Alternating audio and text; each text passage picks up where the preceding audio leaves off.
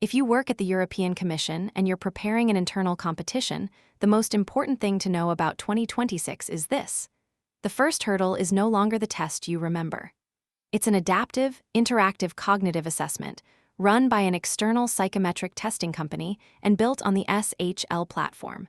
In the next few minutes, we'll walk through exactly what it is, how it's scored, and how to get ready for it. 3 internal competitions use the new model. A D7, reference, D107, 100 places. Its candidates already sat the test in June. A D5, reference 108, another 100 places, applications closed in June, and the cognitive test is expected around September. And a ST3, reference 109, 70 places, applications close on the 31st of July at noon, with tests following shortly after. Same structure in all 3. Here is how the door works. The cognitive assessment comes first, as an eligibility gate. Only candidates at or above the 60th percentile of the benchmark population continue. Then come the stages you know, the EU knowledge multiple choice, 30 questions in 30 minutes, a written assignment in your second language, and finally the oral. Fail the gate and nothing else is looked at. That's why preparation starts here. 2 properties define the experience. First, it's adaptive. Answer correctly and the next question gets harder. So if the test feels increasingly difficult, that is a good sign. It means you keep getting things right. Second, your score is not a number of points. It's a percentile against a benchmark norm group, and you need to land at the 60th percentile or above. And here is the part almost nobody gets right. That line is fixed. The other candidates in your competition do not move it.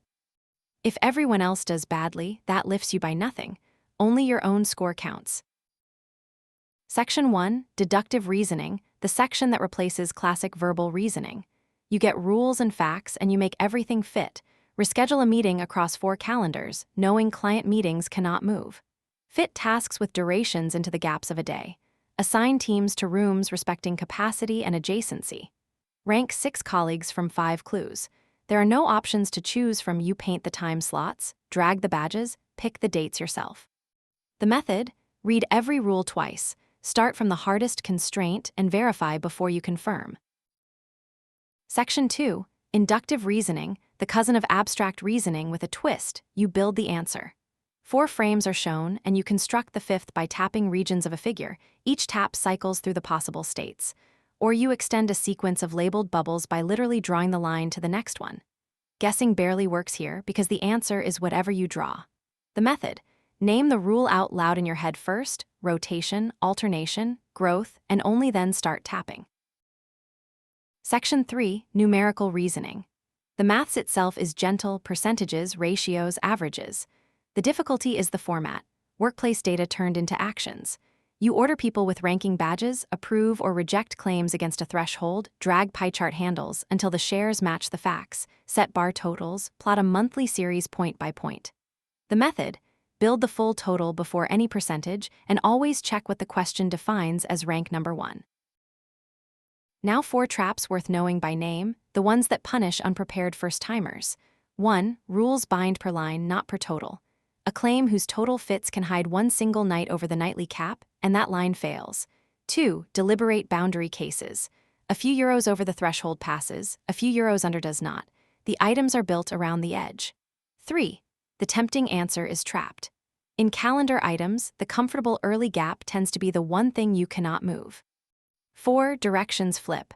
One ranking asks 1 equals highest, the next 1 equals lowest. The stem tells you momentum betrays you. Test day mechanics in 4 rules. Every question is mandatory. You cannot advance without an answer. There is no going back once you press next, it's locked, and there is no review screen. There is no negative marking for a wrong answer.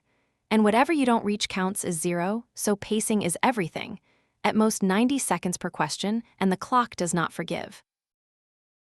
A 6-week plan that works. Weeks 1 and 2, learn to recognize every item family on site, schedules, rankings, rooms, figure building, thresholds, shares. Weeks 3 and 4, drill the traps by family until per line rules and direction flips stop catching you. Weeks 5 and 6, 1 full-length simulation per week under real timing, 24 questions, 36 minutes, and review every miss until you can explain it. One last idea, and it's the strategic one. Because the line is fixed, every point you gain by preparing goes straight into your percentile. Nothing the other candidates do will lift you or sink you. You can walk in on test day with the format already practiced, instead of meeting it there with the clock running. That, not luck, is what separates the people who clear the gate from the people who don't. Everything you've seen exists as a training platform. A free demo simulator, 12 interactive questions, no account needed. Dedicated trainers for deductive, inductive, and numerical reasoning with an explanation on every question. And the full-length simulator, 24 questions, 36 minutes, with adaptive selection by difficulty and a persection report. It's live at eu-now.com with questions in 5 languages, and the 2026 pass costs €99 as a one-off. Access until the oral in January 2027. EU Now is not affiliated with SHL or the European Commission. All items are original, created in the style of the assessment. Good luck in September.